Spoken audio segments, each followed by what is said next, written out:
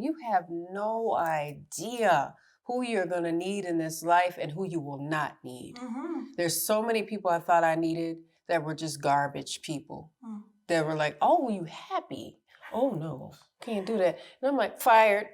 Like, Trump, you're fired. I'll just pick you off like a sniper, honey, because I can't do anything with that.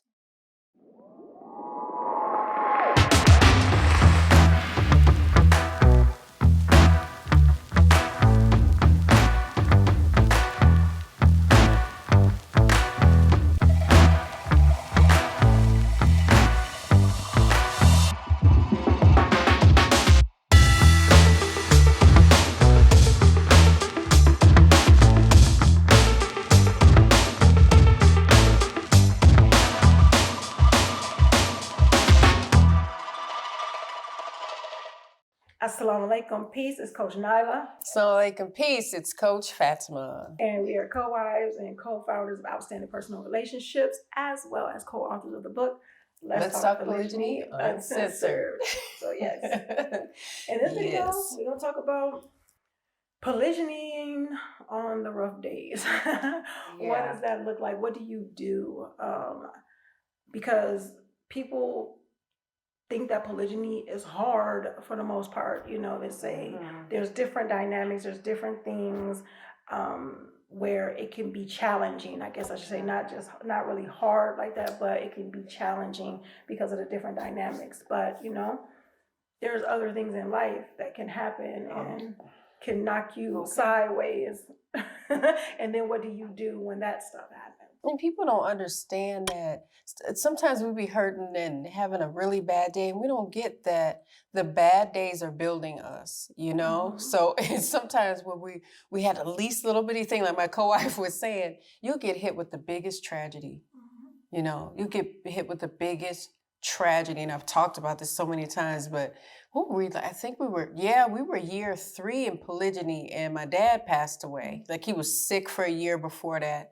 And then he passed away. It was sudden, but it wasn't sudden, we know. And I was like, before he got really sick, I'm like, this just sucks. This whole thing is horrible. I can't stand it. I hate it here. And then, bam, he got sicker and progressively sicker. And then he passed away. And I was like, Allah was refocusing my focus and my energy on that tragedy. And then you start to change what you think about things that you're going through. And I'm like, well, polygyny isn't the tragedy.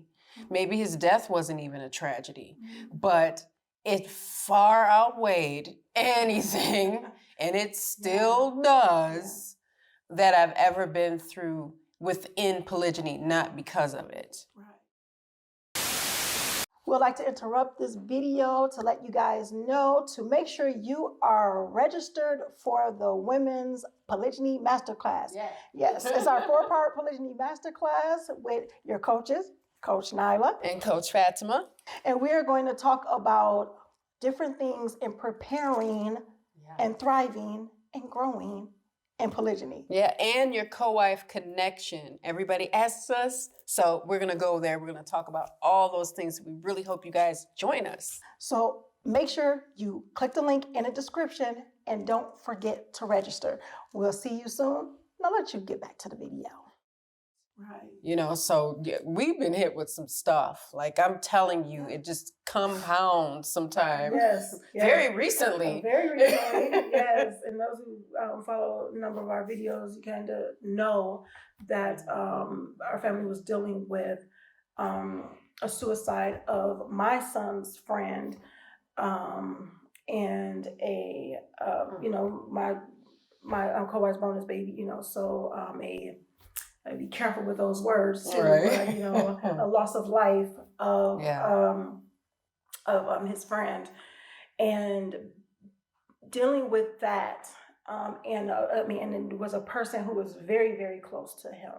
So dealing with that type of thing, you don't have time for the others. You don't have time for negative comments, complaints. You don't have time for complaints. You don't have time for the you know, comparisons. You don't have time for like any of that. It really does get you to focus on what you need to do in your life to not just go through things, but to grow through things. Yeah. And like you said, I think, like you said about it being challenges are the things that grow you, that build you. It gives you this character, and it's definitely how you deal with it. It is. So yeah, so the bad days, I mean, those things where, because we can sit there and think that our world is ending because our husband married again or is thinking about marrying again. And women, you watching this and you hearing it from me right now, don't sit there and be like, well, she don't know what she's talking about because she's an incoming wife or a subsequent wife or anything, or second wife.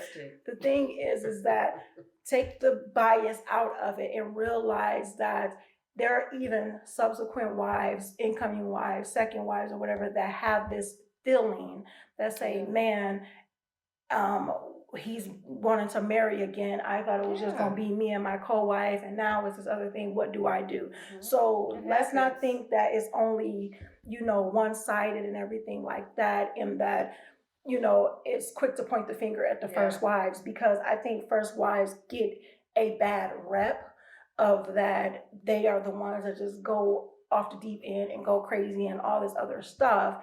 And that's not, women are women. We are people. We are emotional.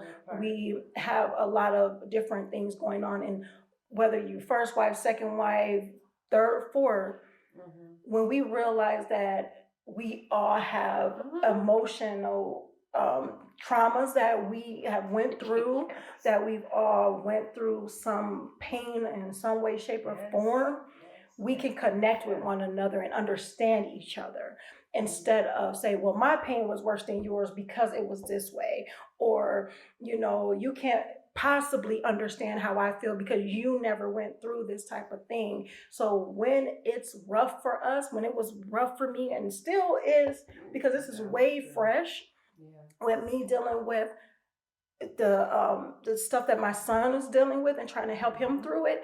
I lost a friend 2 weeks before that, and so these things. And who was there by my side? My co-wife. Who was there that was helping me through these moments? My family, my co-wife. So polygyny through the bad days, one of the main things, whether people want to believe it or want to understand it or not, is definitely developing that family relationship. Totally. Understanding that you are a family and getting out of the things that can hold you back from growing, hold you back from cultivating a great relationship, because you don't know what you may need in the future. And from who? Exactly. And from who? Right? Because you don't think that, I won't need her, she's for him, or I won't. You have no idea who you're going to need in this life and who you will not need. There's so many people I thought I needed that were just garbage people. That were like, oh, you happy? Oh, no, can't do that. And I'm like, fired. Like, Trump, you're fired. I'll just pick you off like a sniper, honey, because I can't do anything with that. It's either you love us all, or I can't, because I don't know what's going to come out of your mouth next. And the thing is, we don't want to make each other villains. When you start making co-wives villains of one another, then it's just that there's a disconnect right there. And then we'll go, well, he's not bringing the family together. Well, you help me. You the one driving the wedges, and digging the trenches. So it's like, how can a man do that anyway? You grown women have to decide, am I going to just really get to know somebody for who they are versus who I think they are? And it's so important, because Coach and I, they'll tell you, I'm like, oh, she's probably this way. He looked at me one time. He was like, you really think you know everything, don't you? I was like, what are you talking about? I know who she is. And he was like, no, she has bad days too. So that was really early on. And I was like, I'm glad that he said it, not because it's good for the ears. I'm like, oh, I'm glad she's going through it just like me. It brings in the human quality. Then everything becomes, okay, we all in this life, we're all being affected by this. This is not easy for anyone, whether they know about it, whether they don't know about it. But on those hard days, you got to understand that the hard days are going to come, and they're supposed to come. Your test is in there. Your reward is in there. Indeed. Building your character is in there. There's so much reward in going through hardships that we got to go, you know what, I'm going to embrace this. This is going to pass. I don't know when, but it's going to pass. And what is the lesson that I can get out of it? You know, I had my lesson in losing my dad at that time where everything was just raw and new. The way I found out he died, everything. The getting to where he was and seeing him dead and, you know, first responders still there and everything. And Coach Nadir couldn't come because our kids were still young enough. He had to stay there with them to comfort them. So in my mind, I'm like, well, I'll have this person maybe with me. I'll have somebody to fall out on. And no, I didn't have none of that because I was the strong one in that room that day. His mother couldn't be, his wife couldn't be, my baby sister couldn't be, and the EMTs just doing their job. So they're not even there. They're very good about fading up against the wall. And I said, oh, I got this. I'm supposed to be the strong one. Little did I know. So on those really tough days, remember they're building you. Remember that it can pass, and also remember that you got to change what you're saying about that bad day to yourself. Like when I start saying, going from he's not supposed to be there to he's supposed to absolutely be where he is right now. My day got better. My day got better because the education was more intense. The studying was more intense. The dua was more intense. Everything intensified.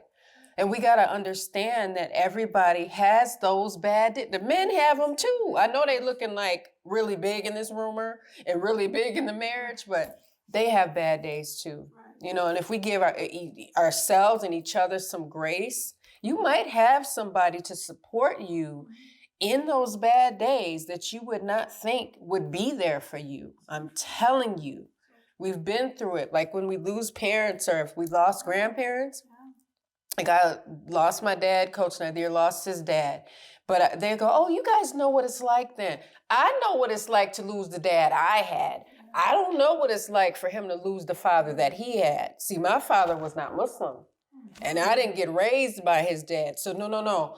I know what it's like to lose a parent and have that grief and then look up and you hear their voice, but they're not around. I still hear my dad talking to me. He ain't talking to me, y'all. I ain't crazy. But I still hear his voice. I still hear him sing. And I talked to Coach Nadir about this. He said, I don't remember my dad's voice. And I thought that was so sad. I was like, what? Because I do. Because I do.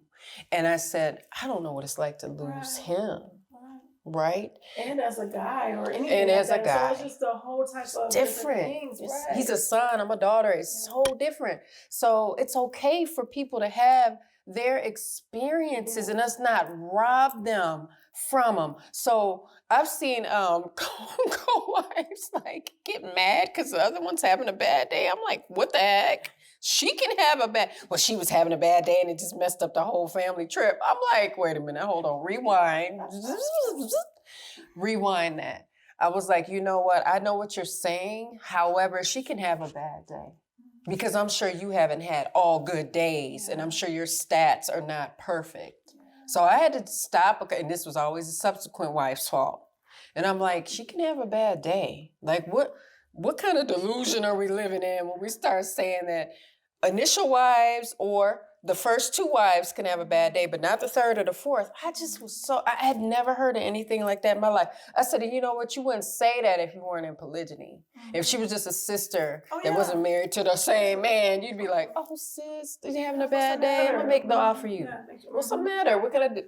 But she had it. I don't know what grade we're in, but I'm not in kindergarten. I don't get that immaturity, but we got to understand that as wives, as co-wives, we can all experience and will have bad days. That don't mean it all revolves around our husband, though. Right.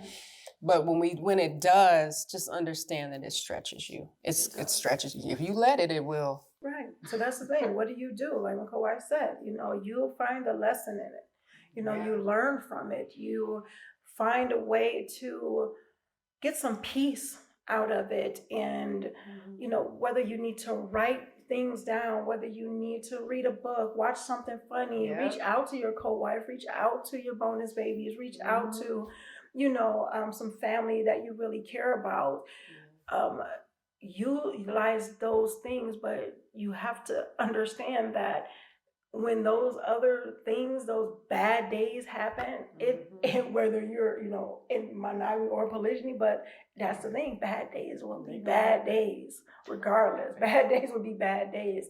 It's how you react to it, it's how you respond to them, is if you have that mentality to say, I'm going to learn from this, I'm going to grow from this, or right now that I don't know how I am, but maybe I just need to take a break. My whole wife laughs at me because I said I need a break from my life. I said I need a vacation from my life. The way my life has been set up in these past almost 4 weeks, it's like, I said Allah must love her so much because I'm like, it's boom, bam, what is boom. going on? Yeah. So, totally. but what are we doing? We're still creating content. We're still bringing things out to you. We're still mothering. Life goes It's going to go on with or without you. I tell you that. Life goes on. Things keep going. If you want to sit and mope all day, life is not going to stop because you want to sit and mope. Life is not going to stop because you want to blame somebody for your issues. Life is not going to stop if you say, you know what, I'm going to turn my bad moment to a bad hour, to a bad day, to a bad week, to a bad year. Life will not stop because you stopped. So knowing that, being knowledgeable of that, create it in a way that you are going to benefit from it, and that you're not going to hinder yourself and those that you love and those who love you. Right, because they ain't going to want to be around you. Keep moping. And life doesn't owe you anything. It doesn't owe you an apology. It doesn't owe you anything. It's what we make of it. It really is. And people think it's so cliche. It's not. Life is what you make of it. And you can pull yourself up. You'd be surprised at what you can do when you tell yourself that you can do it. And we just have to say that because as coaches, a lot of times people just see this social media and, hey, I'm like, oh, what? We all have bad days. We all do. We still do. We're going to have them. And we've come to terms with the fact that they will keep happening and we'll keep going and keep learning from those things, inshallah. So we just had to say that to you all because, when you don't think you have anyone, especially to the Muslimas that are watching, you have Allah. To the Muslim brothers, you have Allah. Always remember that. And we forget. He wants us to turn to him. It's all about that relationship. Exactly. Yes, that's yes, where our success embrace lies. it. So, yeah. Indeed. Alhamdulillah. All praise to Allah for those who do not know what that means. So, so I hope you guys got some great information from this video. Make sure you like, comment, and subscribe, and all that other fun, great, beautiful, wonderful stuff. Yes, and share it, y'all. Yeah, share, because sharing is caring. Man, we ought to know. Indeed. They're going to be like, I hate them. Oh my God. So next video, we'll see you, inshallah, God willing. So before we leave, make sure you are growing intentionally, loving fearlessly, and connecting on a higher level every single day. We'll see you soon, inshallah. Assalamu alaikum. Peace. Peace out. Here are 3 ways outstanding personal relationships can help you. Make sure you guys are following us on our social medias at Outstanding Personal Relationships on YouTube and Facebook, and on IG at Outstanding Relationships, and also Clubhouse under our names. And make sure you go to outstandingpersonalrelationships.com and sign up for our email list. And there you will get updates on our new book, Let's Talk Polygyny Uncensored. Absolutely. And last but not least, when it comes to coaching or counseling, if you want to work with us one-on-one or in group settings, make sure you're on that website and reach out to us because we do have very limited spots and we usually have a wait list. So with that being said, GLC. Make sure you are growing intentionally, loving fearlessly, and connecting on a higher level every single day. Assalamu alaikum. Peace.